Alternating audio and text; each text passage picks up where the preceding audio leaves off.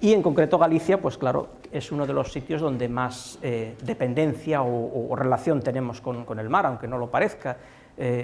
Más de 200.000 toneladas de producción solo de una especie de mejillón y más otro tanto de pescado y marisco dependen exclusivamente de esta zona costera. La actividad económica, más del 70% del flujo de dinero ocurre en esta zona costera. El turismo, más del 80% del turismo es costero, ¿no? Lo pongamos donde nos pongamos. La población humana, pues esto es un ejemplo de construcciones, esto es un mapa de edificios individuales en la zona de la Ría de Vigo, pues ya veis la presión humana que tenemos sobre esta zona, ¿no? Con los condicionantes que tiene de contaminación, de qué hacer con los residuos, simplemente de movilidad, de cómo utilizamos la zona costera.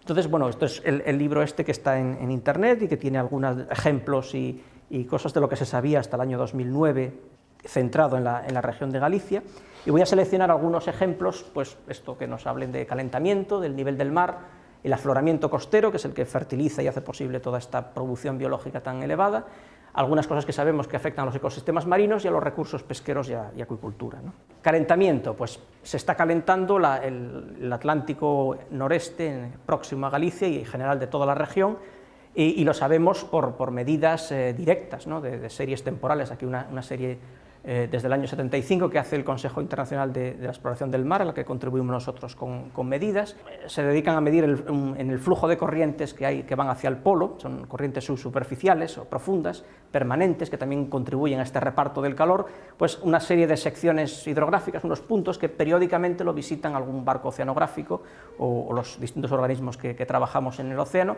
y hacemos medidas sistemáticas simplemente que es temperatura y salinidad, ¿no? Y aquí se representa la evolución a lo largo de esta banda de latitud, desde el paralelo 56 hasta el 80, la variación de la anomalía, es decir, los excesos o defectos con respecto a la media en el tiempo, ¿no? Y se ve que ocurre en bandas, hay un calentamiento, se van produciendo anomalías cada vez más rojas, más positivas, pero tampoco es continuo, hay años, se produce como en ondas, ¿no? Tanto de temperatura como de salinidad, sigue estas líneas que indican la tendencia. Es decir, que el cambio tampoco es gradual y lineal como podríamos esperar de un aumento más o menos continuado del CO2 en la atmósfera. Y esa temperatura del agua también se ve en la banda que tenemos de nuestras costas de la península ibérica. Esto es una gráfica que representa desde el año 60, sacado de unas bases de datos internacionales donde se depositan todas las medidas que hay de temperatura en todos los puntos del océano, cómo varía desde la zona del sur de la península ibérica, que sería la latitud esta de 35, hasta pues, el norte de Galicia, ¿no? Entonces, en zonas más del sur ha habido un pequeño calentamiento, pero la variación no ha sido muy grande. La mayor oscilación ocurre, aquí nos salimos casi de la gráfica, en estas zonas. Es decir, aquí estamos notando los efectos relativamente, la temperatura no es tan alta como aquí, pero el calentamiento relativo con respecto a los años 60 y 70, se puede detectar y se mide una diferencia, pues eso de unos 0,8 grados, casi 1 grado centígrado en los últimos 30 años. Con lo cual, si sigue esta tendencia, a finales del siglo XXI tendremos pues, de 1 a 3 grados más de temperatura del agua superficial, simplemente, con las consecuencias que esto tendrá pues, para muchas cosas, ¿no? Esto es otra forma de medirlo. En este conjunto de puntos hemos extraído todos los datos que hay históricos desde 1900 hasta 1905 aproximadamente, de distintas fuentes, y tanto esto es la temperatura del aire sobre esa celda, como la temperatura del agua ha aumentado con sus aumentos y disminuciones decadales y oscilaciones. Por ejemplo, en los 70 se refleja también este periodo de mayor enfriamiento, pero en general la tendencia es al aumento, y aquí se representan también las curvas de verano y de invierno. Incluso el aumento en el verano es más acelerado del que indicaría la media, ¿no? Bueno, pues estos son evidencias. En el Golfo de Vizcaya aquí hay medidas en distintas secciones de profundidad, desde los años 90, y estos son distintas capas de agua. Esta es la capa de 200-300 metros, 300-400, 400-500, 500-600. En todas ellas se observa un aumento en la temperatura, desde los años 90 hasta mediados de los 2000, ¿no? En esta sección frente a Santander. El Cantábrico es un sitio especialmente sensible a este calentamiento porque tiene una circulación menos, digamos, dinámica que la que tenemos aquí en esta parte del Atlántico, con lo cual hacia el fondo del Golfo de Vizcaya se verá mucho más el calentamiento. Bueno, incidentalmente, esto que se representa aquí de rojo y azul no es calor, es simplemente la batimetría que eligieron ponerla con este color, ¿no? Pero vamos, lo importante en esta gráfica son las tendencias ascendentes que estamos midiendo. Y otro tema importante que tiene relación con este calentamiento es el aumento del nivel del mar, ¿no? El aumento del nivel del mar que va a afectar a muchas cosas, sobre todo al ecosistema inmediato y a la interacción con la Tierra. Hay tres factores principales que influyen en el aumento del nivel del mar. Uno es el calentamiento, lo decíamos antes, simplemente por expansión térmica, pues a un aumento de volumen, el agua a más temperatura ocupa más. Esto, con unos poquitos grados, tantos millones de litros que tiene el océano, ya supone un gran efecto. Pero luego también está el deshielo terrestre, ¿no? El incremento de la masa de agua, sobre todo de grandes glaciares que hay sobre Canadá y sobre Groenlandia, si realmente se deshielan de golpe, supondría un incremento muy grande de masa de agua, agua que antes no estaba en el océano. También los temporales más que al nivel del mar medio, afectarían al aumento de lo que llaman la cota de inundación, hasta dónde puede llegar el mar en casos de movimiento por tormentas, ¿no? Esto es una foto precisamente de La Coruña del año pasado, cuando se llevó gran parte de la famosa barandilla. ¿Qué predice el informe del cambio global sobre el aumento? Bueno, vamos conociendo muy bien, esto es un incremento del nivel del mar reconstruido de estudios anteriores o de evidencias geológicas. El periodo instrumental, digamos, desde que se hacen medidas precisas de nivel del mar, pues viene a ser desde los mediados del siglo pasado, y esto es lo que, según los modelos de variación climática que apliquemos, cuánto se va a calentar la Tierra, cuánto hielo, sobre todo la incertidumbre está en cuánto hielo de origen terrestre va a aparecer sobre el mar. Esta es la banda de predicciones para el año 2100, como veis, pues puede ser casi cualquier cosa, ¿no? Pero bueno, como media, pues un cambio de nivel del mar de unos estos están milímetros, pues unos 20 centímetros, ¿no? Como media, pero con una banda muy ancha. Y el rasgo de predicciones pues es muy preciso en esta parte, en la parte verde, que es donde hay realmente un esfuerzo internacional por calibrar esto del nivel del mar, porque, bueno, pues una cosa es que no es sencillo de medir. Se hace, generalmente hay que tener medidas, ahora se puede hacer por satélite, pueden corregir, hay que conocer también cómo es la evolución de la geología del punto donde se está midiendo, porque hay zonas que hay una subsidencia natural o un levantamiento. Y esto es un mapa que nos presenta la variabilidad local en el nivel del mar. Esto es una página web que puede ser muy útil porque uno está conectado, creo que con Google, sí, está con Google, y uno puede ver un punto en concreto y hacer un zoom de cómo es la tendencia a nivel del mar, incluso ver cómo estaría inundado en distintos tiempos, ¿no?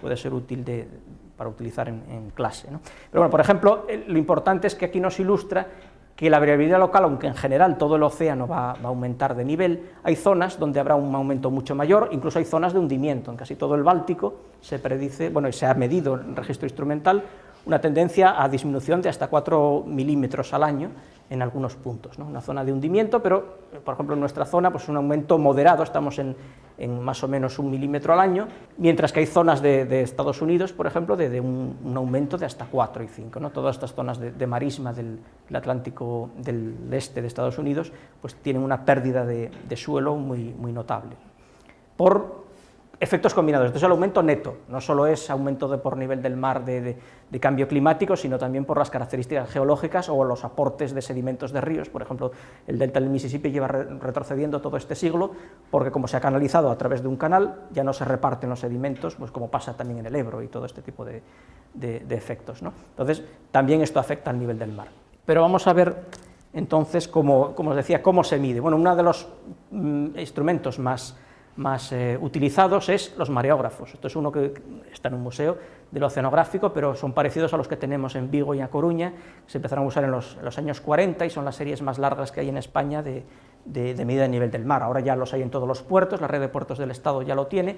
Entonces, esto es importante porque simplemente mide las ondas de marea y a lo largo del tiempo, corrigiendo el efecto de la marea, se puede ir viendo cómo oscila el nivel del mar. Y esto es un ejemplo desde el año 45 hasta el año 2005 de cómo fue la oscilación del nivel del mar medio anual en la ría de Vigo, ¿no? Con un incremento pues, de unos más de 2 centímetros por década en algunos puntos, porque precisamente las costas oeste de España es los puntos donde más va a aumentar en la península.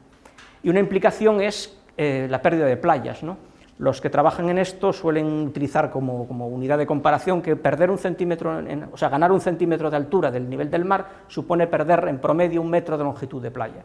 Varía, depende de la pendiente de la playa, estas cosas, pero para hacer comparaciones o con efectos didácticos es interesante. Y esto, bueno, pues puede tener interés de imaginarse una playa cómo quedaría con sus subidas y bajadas de marea, pero un metro más arriba, un metro más abajo. En playas urbanas, evidentemente, supone un grave trastorno, sobre todo pensando en los sectores turísticos, y hay muchas playas en España a las que estas les está afectando ya. Y como es una cosa interesante, el Ministerio de, bueno, como vamos cambiando de nombre del ministerio cada poco, pero bueno, Fomento, que antes era no sé qué, Medio Ambiente, encargó un equipo de ingenieros de costas que hicieran una predicción de cómo quedaría el nivel del mar, cuáles son las zonas de riesgo, porque evidentemente a todo el mundo le interesa saber cómo va a evolucionar esto de forma inmediata, ¿no? Entonces se hicieron un informe, un cartografiado preciso de las distintas costas españolas, indicando el nivel de riesgo que tienen a cambio del mar por todas estas cosas, ¿no?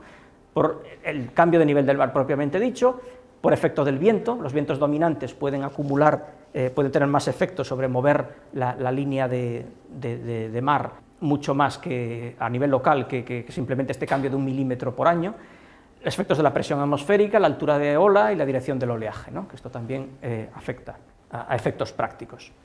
Y, bueno, como ejemplo de las tendencias en oleaje, esto es un mapa global, también lo hay luego para España, pero en todo el mundo se ha registrado, en el anterior informe, un incremento es hacia los colores rojos, de la altura del oleaje, donde hay medidas, bien por satélite o bien por boyas oceanográficas, que están midiendo constantemente la altura del oleaje. En los últimos años está aumentando varios centímetros por década el tamaño de las olas, ¿no? Esto es el tamaño, digamos, promedio de las olas que puede haber. Las puede haber todavía mucho mayores de estas que registran estos aparatos, ¿no? Entonces, este incremento del oleaje también tiene un efecto pues, muy grande. En España hay una red de boyas que mantiene Puertos del Estado, aquí en Galicia tenemos ya varias, que esto se puede conectar en internet online y puede uno ver pues, en la boya que hay en Cabo Silleiro o la que hay aquí en las Sisargas, ver cómo es muchos datos, ¿no? En concreto pues podemos ver datos de oleaje y ver cómo han sido los días anteriores, incluso cuando hay un temporal muy grande es muy didáctico ver cómo está siendo el mar en ese momento, ¿no? Nosotros incluso lo hemos utilizado en el oceanográfico, tenemos una boya, no está en esta red, es una boya propia nuestra, hemos utilizado esto para localizar precisamente la boya cuando se arrancó por un oleaje, medimos una ola de 20 y tantos metros en el Cantábrico, fue tan grande que arrancó la boya, y la fuimos siguiendo por GPS y gracias a las predicciones de estas boyas la encontramos luego más adelante, se pudo volver a poner en el sitio, ¿no? Y estos días de gran mar y tal, pues generalmente emiten, hay veces que también se corta la comunicación y no emiten nada, pero uno está viendo, digamos, en directo lo que está pasando ahí fuera, ¿no?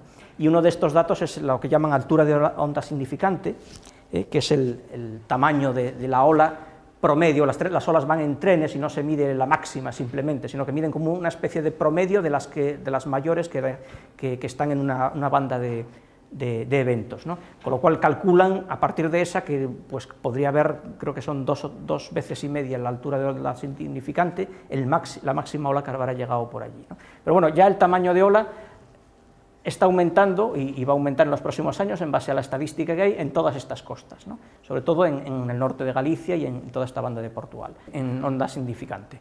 Esto es la altura en valores absolutos y esto es la tasa de variación, ¿no? Además va a variar más rápidamente en estas zonas que en las zonas que están marcadas en azul, ¿no?